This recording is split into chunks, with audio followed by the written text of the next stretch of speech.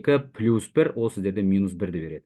Бөлімінде дәл сол дәреже көрсеткішіне бөліп тастайтынбыз. Плюс С.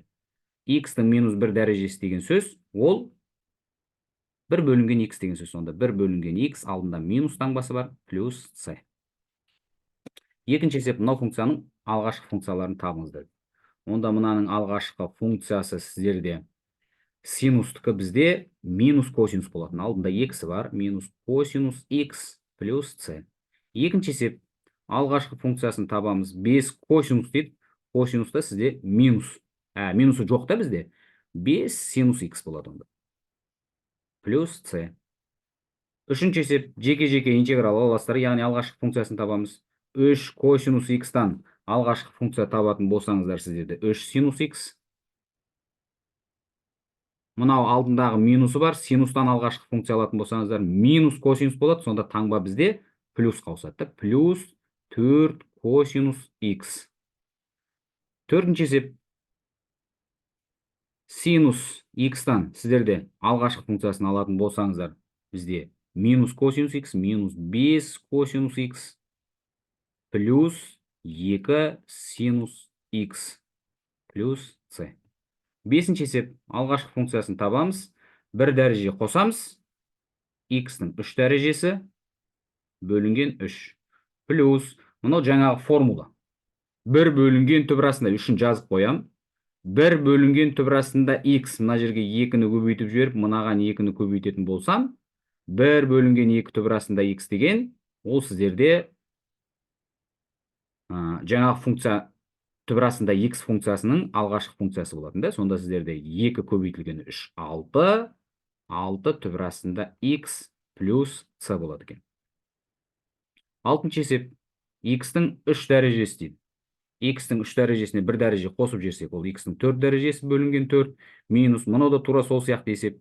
Мынаған 2-ні көбейтеміз, мынаған 2-ні көбейтеміз. Сонда 1 бөлінген 2 түбір астында X, түбір астында X болады. 2 мен 4-ті көбейтсеңіздер, 8 түбір астында X шығады екен. Плюс С. Бесінші есепте сіздерде синустың алғашқы функциясын табуымыз керек. Онда бізде синустікі косинус болады минусымен. Мына туындыға жаңа ең соңғы қасиетті К-ны алдына шығарып жүретіміз. 1 бөлінген К, яғни 3-тен 1-ді алдына шығарып жүреміз. Немесе 3X-тің туындысына бөліп жібереміз деп айтсаңыздар да болады. Мен минус 3-тен 1-ді алдына шығара салайын. Онда сіздерде косинус 3X плюс пи бөлінген 3 деген жауабы дұрыс болады екен. Алғашқы функциясы 2-ден 1 деген алдына шығып кетеді, немесе 2X-ті туындысына бөліп астына жазып қойсаңыздар болады. Мен алдына шығарып жаза салайын. 2-ден 1 коэффициент ретінде мына синус болады. Синус 2X пи бөлінген 6 плюс С деген жауабы дұрыс екен. Үшінші есепте анықталмаған интегралды есептеңіз дейді. Яғни біз алғашқы функцияларын табамыз деген сөз. Біріншісіне қараймыз. Біріншісінде сіздерде 3X-тің 5 дәрежесі, яғни біз жеке-жеке интеграл аламыз. Мен біріншісін жазып көрсетейін. Қалғандарын енді сіздерге түсінікті деп ойым жеке-жеке. 3-ін алдына коэффициентін шығарып жіберем. X-тің 5 дәрежесі плюс 7 бөлінген 2 түбір астында X-тің алғашқы функциясын немесе интегралын табамыз деген сөз. Мына жерде dx-ді ұмытпаңыздар. Мен жеке-жеке мен жаңағы бірінші қасиетті пайдаландым. Онда сіздерде мынау X-тің 6 дәрежесі бөлінген 6 болады. Плюс, мынау сіздерде формула 1 бөлінген 2 түбір астында X деген формула, сонда 7 түбір астында X. 7 түбір астында X плюс С. Мұны екеуін бір-біріне қысқартып жіберіп, жауабын жазып қоясыздар. 2-ден 1, X-тің 6 дәрежесі плюс 7 түбір астында X, плюс С-ны жазуды ұмытпаңыздар. Екінші есеп, мынадан да жеке-жеке біз интеграл ала аламыз. Онда сіздерде косинустан интеграл алатын болсаңыздар, 3 синус 5X. Мынаның туындысына бөліп жібересіздер, яғни 5X-тің туындысы 5-ке тең. Минус, мынау X-тің минус 3 дәрежесі, минус 2 дәрежесі деген сөз. Минус 2-ге плюс 1-ді қосатын болсаңыздар, X-тің минус 1 дәрежесі болады. Бөлінген минус 1 плюс С. Тең болады. Мынаның өзін жазып қоямыз. 5-тен 3 синус 5X Мына минус пен минус плюс болып кетеді. 1 бөлінген x плюс c. Үшінші есепке қараймыз. Синустан интеграл алатын болсаңыздар, сіздерде ол косинус x минусымен минус 8 косинус x. Мынау формула сіздерде екі алдындағы коэффициенті бар. 2 коэффициенті бар. 1 бөлінген синус квадрат дегеніміз, ол сіздерде котангенс минусымен. Мына алдындағы онда плюс болып кетеді. Котангенс 2x. Так, енді бір нәрсені ұмытпауымыз керек. Мына 2x-тан сіздерде туынды алып жазып қоюымыз керек. Онда бөлінген 2 болып кетеді. Сонда мына 2 мен 2 қысқарып, котангенс 2x-тің өзі қалады екен. Мына 2 мен 2-ні қысқарып жауабын жазып қойасыздар. Төртінші есепке қараймыз. Төртінші есепте бізде жеке-жеке тағы да интеграл аламыз. 2 синус 3x-тан интеграл алатын болсаңыздар, сіздерде x алдына түсіп кетеді. Синус 2x-тан туынды алатын болсаңыздар, минус косинус, минустың алдына шығарып жіберейін, косинус 3x. Онда туындысына бөліп жібереміз, яғни 3x-тің туындысы бізде 3-ке тең. Минус 5-ті алдына шығарып жібересіздер, x-тің 8 дәрежесі бөлінген 8. Плюс k деген тұрақтыдан алатын болсаңыз, ол kx, яғни 3x плюс c. Енді осы түрінде қалдырып қойсаңыздар қате емес. Мынаны мен жаза алам, x-тің минус 7 дәрежесі түрінде жазам. Яғни 3 көбейтілген x-тің минус 7 дәрежесі түрінде. Минус 7 плюс 1, ол x-тің неше дәрежесі? Минус 6 дәрежесі болады. X-тің n дәрежесінен интеграл формуласын пайдаланып жатырмын. X-тің минус 6 дәрежесі бөлінген 6 болады, да? Минус, мынау формула сіздерде 7-сін жазып қоям. 1 бөлінген косинустан интеграл алатын болсаңыздар, ол сіздерде тангенс x плюс c. Мұны екеуін қысқартасыздар да, жауабын жазып қоясыздар. 2-ден 1, немесе жаза салайын да. X-тің минус 6 дәрежесі деген сөз. X-тің 1 бөлінген x-тің 6 дәрежесі деген сөз. Алдында x бар, минус 7 тангенс x плюс c. Алтыншы есепке қараймыз. Алтыншы есепте сіздерде 7x интегралдан шығаратын болсаңыздар, минус 5 деген алдында коэффициент жазылып тұрады, 1 бөлінген синус квадрат, ол сіздерде минус котангенс болады. Онда мынау плюс болып кетеді, котангенс x плюс c. Төртінші есепте мынау функциясы үшін графигі координаталар басы арқылы өтетін алғашқы функцияны жазыңыздар дейді.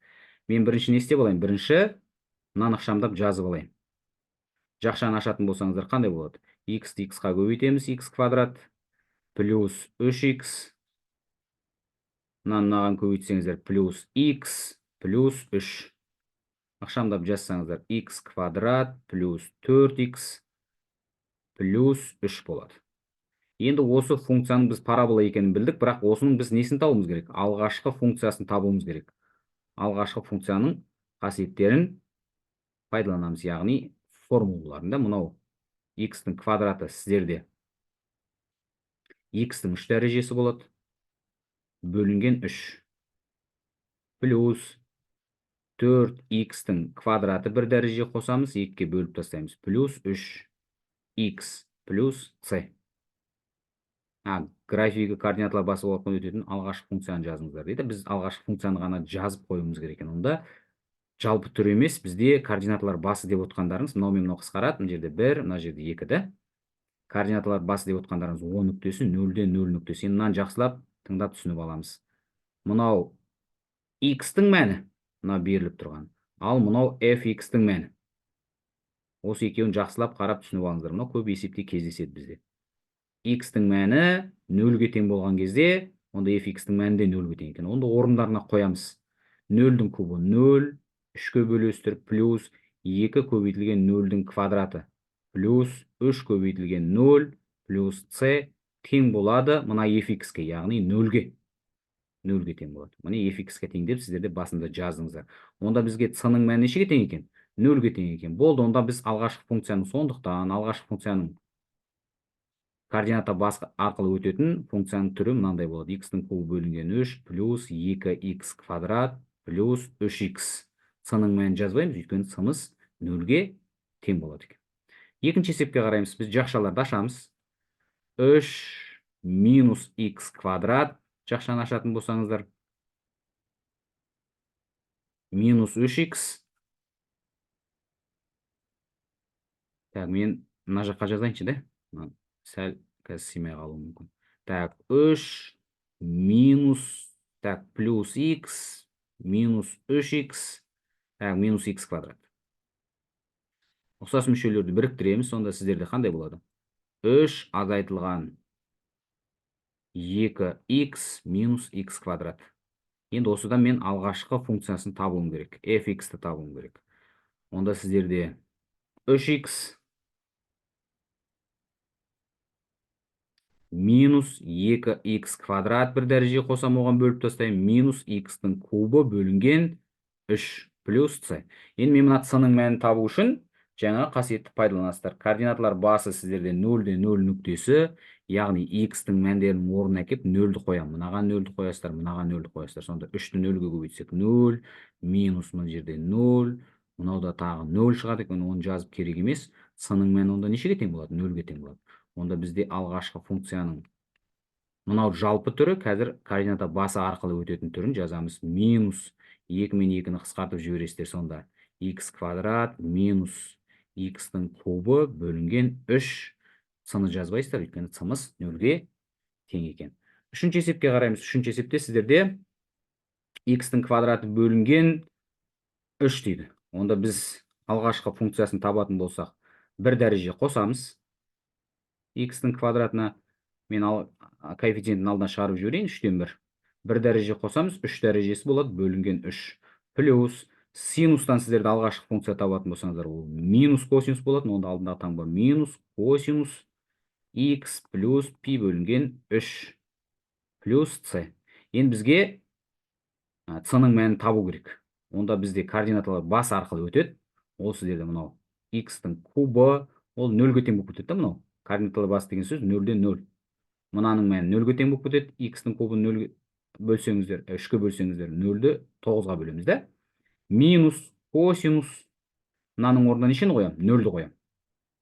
0 плюс пи бөлінген 3, яғни мынау пи бөлінген 3-дің өзі шығады, яғни 60 градус тең болады 0-ге. Так, с-мыз бар да, мына жерде с-ны ұмытып кетіппіз. Плюс с тең болады 0-ге.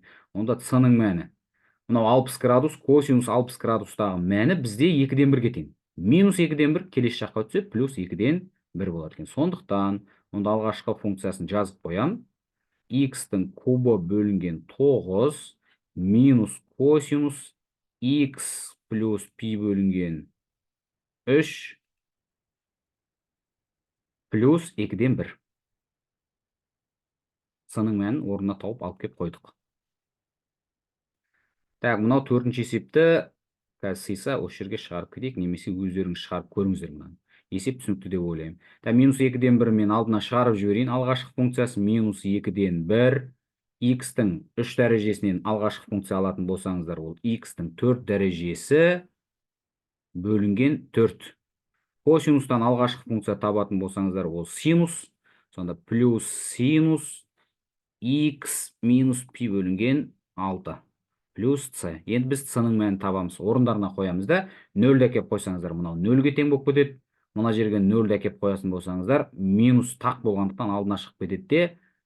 Минус пи бөлінген 6, синус пи бөлінген 6-дағы мәні бізде 30 градуста 2-ден 1-ге тең. Плюс с тең болады ол үлкен fx-ға, яғни 0-ге.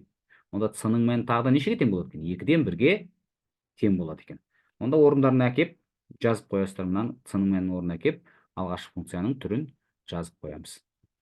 5-ші есепке қараймыз. Мынау функция үшін графигі а және мынау координатасының нүктесі арқылы өтетін алғашқы функцияны табыңдар дейді, және fx функциясының графигін салыңыздар дейді. Бірінші біз алғашқы функциясын тауып алайық та. Онда мынаның алғашқы функциясы сіздерде бір дәреже қосамыз, х-тың квадраты бөлінген 2 болады, плюс х плюс с. Енді мен мына минус 2-ні алып келемді, х-тың орнына қоям. 3-ті алып келемді, мынау fx-тің орнына қоям. Сонда 3 тең болады минус 2-нің квадраты сіздерде 4. 4 текке бөлесіздер, минус 2 плюс с. 2-ден 2-ні азайтатын болсаңдар, онда с-ның мәні бізде 3-ге тең екен. С тең болады 3-ге. Енді мынау алғашқы функцияның түрін жазып қояйын. 2-ден 1 x квадрат плюс x плюс 3. Мынау енді сіздерде парабола екен түсінікті. Параболаның төбесін тауып алсақ жеткілікті. Сосын ары қарай жуық мәнімен салып қояйық та. Параболаның төбесін қалай табатын едік? Мен төбесін табу формуласын жазып қояйын. mn. Mнің мәнін табу үшін mнің мәні. Онда сіздерде минус b бөлінген 2a еді. b-ның мәні бізде нешеге тең болып тұр? 1-ге тең болып тұр. Минус 1 бөлінген 2 көбейтілген 2-ден 1. Онда сіздерде mнің мәні бізде тең болады екен минус 1-ге. Mнің мәнін тауып алдық біз, минус 1-ге тең. Nнің мәнін табу үшін мына mнің орнына қоя салсаңыздар жеткілікті. Минус 1-дің квадраты 2-ден 1, nнің мәнін таба салайын да мен. Мынау сонда минус 1-дің квадраты бәрібір 1-ге тең 2-ден 1, минус 1 плюс 3. Онда бізде нешеге тең болады? 2,5-ке тең болады да, 2,5. Біз төбесін тауып алдық, төбесінің координатасы минус 1-де 2,5 екен. Яғни мен мынаны қазір бірдей кесінділерге бөлеміз. Координаталық жазықтық дегеніміз не екенін білеміз. Мынау минус 1, минус 2 болсын. Минус 1-де 1, 2, 2 мен мынау 2,5 деп отқандарыңыз осы жер. Жоқ шамамен. Сонда төбесі сіздерде жоқ шамамен осындай болады. Мына кішкене үлкендеу алуым керек еді, кішкентай болып қалды. Мен қиылысу нүктелерін қалай табу керек екенін білесіздер. Y өсімен қиылысу нүктесін. Ол жоқ шамамен осындай сіздерде парабола шығады. Мынау x өсі, мынау y өсі деп жазып қоясыздар. Екінші есепке қараймыз. Екінші есепте сіздерде алдымен алғашқы функциясының жалпы түрін жазып аламыз. Ол сіздерде 4x плюс x квадрат бөлінген 2 болады. Плюс c. Енді c-ның мәнін табу үшін мынау берілген минус 2-ні x-дің орнына әкеп қоямыз. Сонда сіздерде минус 2 минус 8 4-ке көбейтсеңіздер, плюс минус 2-ның квадрат 4, 4-ті 2-ке бөлсеңіздер, 2-ге тең.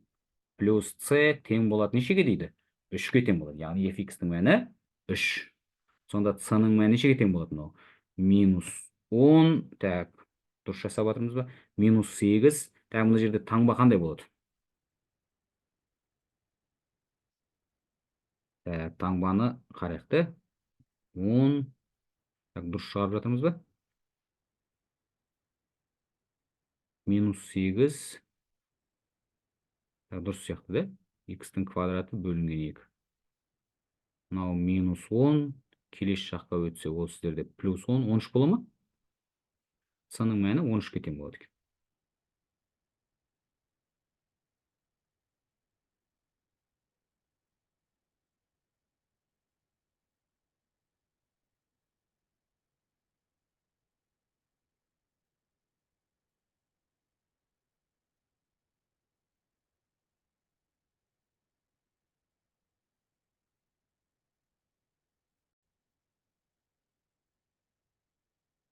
Бізде так, таңба қандай болды? Таңба, так, мына жерде таңба қате кетті ғой деймін да. Минус 2-ның квадраты 4, 4-ті 2-ке бөлсеңіздер 2, таңба плюсмен тұр да, мына жерде плюсмен тұр. Онда минус 6 келесі жаққа, сонда c-мыздың мәні нешеге тең болады екен? 9-ға тең болады екен. C-ның мәнін тауып алдық. Енді орындарына әкеп қоямыз. Онда fx-дің мәні 4x плюс x квадрат бөлінген 2 плюс 9. Осыдан біз нені тауып аламыз? Квадраттық. Мына енді парабола екен түсінікті. B-ның мәні 4. Енді m-ның мәнін тауып алайық. m минус b. B-ның мәні 4-ке тең, минус 4 бөлінген 2a. A-ның мәні 2-ден 1-ге тең. Онда m-ның мәні минус 4-ке тең екен. N-ның мәні нешеге тең болады бізде? N-ның мәні сіздерді орнына қоятын болсаңыздар. Мен мына жерге жаза салайын, қазір симай қалуы мүмкін. N-ның мәні, енді мына координаталы жазыққа сала салайық та. N-ның мәні орындарына қоятын болсаңыздар, минус 16, 16-ны 2-ке бөлсеңіздер, плюс 8, плюс 9. Минус 8, онда n-ның мәні 1-ге тең екен. Онда координаттың төбесі бізде минус 4-те 1 деген нүкте болады екен. Минус 4 деп отқандарыңыз мына жер, 1 деп отқандарыңыз мынау. Сонда біздің координатаның басы мына жерде жатады екен. Параболаның тармағы жоғары қарайды. X квадратының алдындағы таңба сіздерде минус болатын болса, төмен қарайтын еді. Мына сіздерде x квадратының алдындағы таңба плюсмен болып тұр. Онда параболаның тармағы жоғары қараған. Келесіде бір парабола шығады екен. Үшінші есепке қараймыз. Синустан сіздерде туынды алғашқы функциясын табатын болсаңыздар, синустың алғашқы функциясы бізде минус косинус x плюс c. Енді бізге c-ның мәнін тауып алу керек. Онда мынаны x-тің орнына келіп қоямыз. Косинус пи бөлінген 2, яғни косинус 90 градустағы мәні бізде нешеге тең еді? Ол бізде, мен жазып қояйын мына жерге, минус косинус пи бөлінген 2 плюс c тең болады 1-ге. Косинус 90 градустағы мәні сіздерде 0-ге тең. Онда c-ның мәні нешеге тең екен бізде? 1-ге тең болады екен. Онда алғашқы функциямыз жалпы түрі келесідей болады екен. fx бізде тең болады минус косинус x плюс 1. Мынау косинус x-тің керіс түрі сіздерде, қазір мен мына жерге салып көрсетейін. Енді мынандай функциялардың графигін сала алмасаңыздар, мән беріңіздер. Мына жер пи бөлінген 2 болсын, мынау бізде пи болсын, ары қарай кете береді. Минус пи бөлінген 2, минус пи.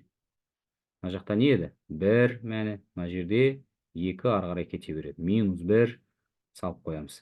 Енді бізде мән беретін болсақ, мен 0-ді берейін да.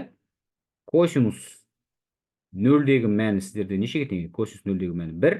1-ден 1-ді азайтсаңыздар 0. Онда мына нүктеден басталады екен. Косинус пи бөлінген 2. Косинус пи бөлінген 2-дегі мәні бізде косинус 0-дегі мәні сіздерде 1-ге тең. 1-ден 1-ді азайтсаңыздар 0. Координат басынан өтіп жатыр.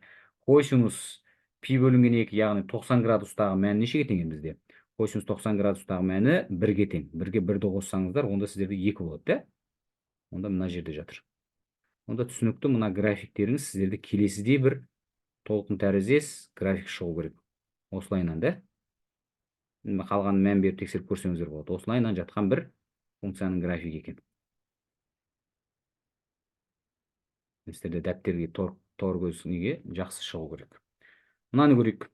Алғашқы функциясын табатын болсаңыздар, косинустікі бізде синус x. Енді синустың сіздер графигін саласыздар деп ойлаймыз. Синус x плюс c. Енді c-ның мәнін табатын болсаңыздар, синус пи-дағы мәні бізде орнына әкеп қоямыз. Синус пи ол сіздерде 0-ге тең. Онда c-ның мәні бізде минус 1-ге тең. Алғашқы функцияның жалпы түрі бізде синус x минус 1. Кәдімгі синустың графигі, бірақ бір-бірлік төмен қарай түсіп кеткен, да? Синустың графигі қай жерден өтеді? Тура осы, мына жерде толқын тәріздес, мына жерде жатады. Астында жатады, тура астында жатады. Осындай бір толқын тәріздес, мән беріп, орындарына қойып көріңіздер. Синус 0-дегі мәні 0-ге тең, онда минус 1 бірлік астыға кетіп қалады. Мен басқа түспен жазайын.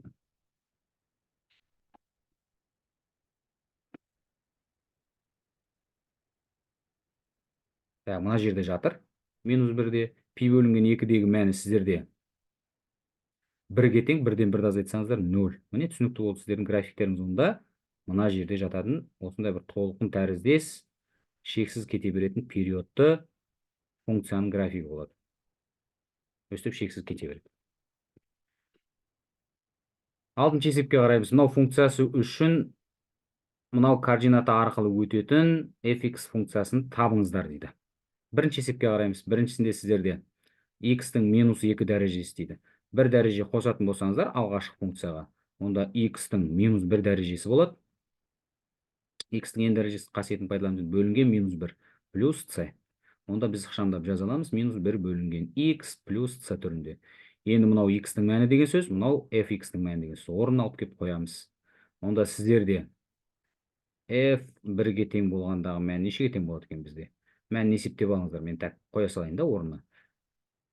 Минус 1 бөлінген 1 сіздерде минус 1-ге тең, плюс c тең болады минус 1 дейді. Минус 1 мен минус 1 жойылып кетті, сонда c-ның мәні бізде 0-ге тең екен. Онда алғашқы функцияның түрі сіздерде келесідей болады. Минус 1 бөлінген x түрінде ғана.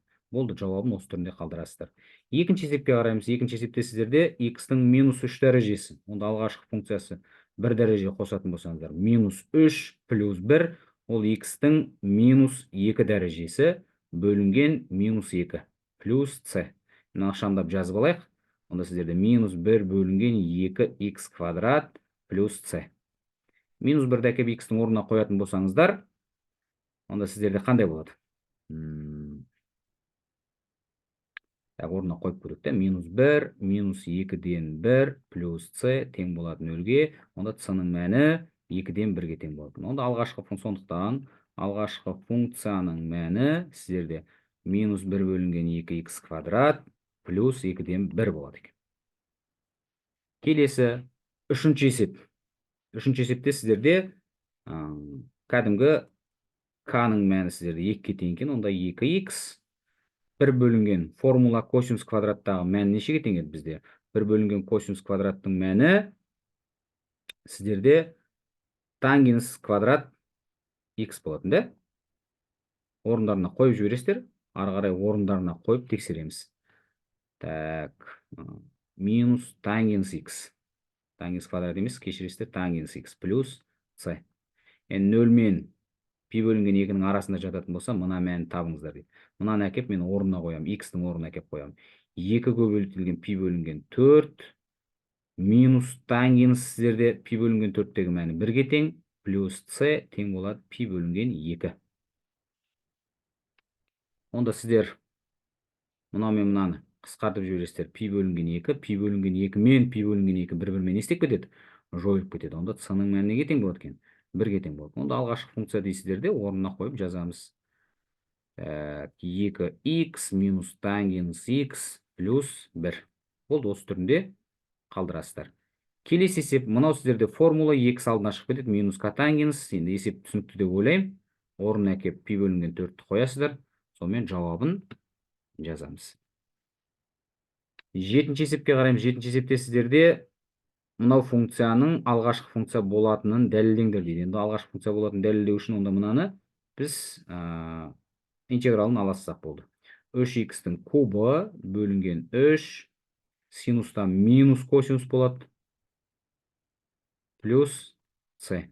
Енді c-ның орнында бізде кез келген сан болуы мүмкін, екеуі қысқарып кетіп, мынау шығады да бізде. C-ның орнында кез келген сан болуы мүмкін, егер де c-ның мәні 0-ге тең болатын болса, онда мына функцияның алғашқы функциясы бола алады деген сөз. Соңғы есепке қараймыз. Соңғы есепте сіздерде алғашқы функциясын табатын болсаңыздар, мынадан интеграл алатын болсақ, x-тің 5 дәрежесі бөлінген 5 болады. Косинустан сіздерде синус плюс c. c деген ол кез келген сан болуы мүмкін, 0 болуы мүмкін, сондықтан мынау мынаның алғашқы функциясы болады. 5-тен 1 ол 0,2-ге тең болады. Енді b тобының есептерін жалғастырамыз ба, оны комментарийға жазып кетіңіздер. Сіздер өздеріңіз шығарып қалдаңыздар, сосын тексеріңіздер. Сонда өнімдірек болады жұмыстарыңыз. Және де түсінесіздер. Жақсы, сау болыңыздар.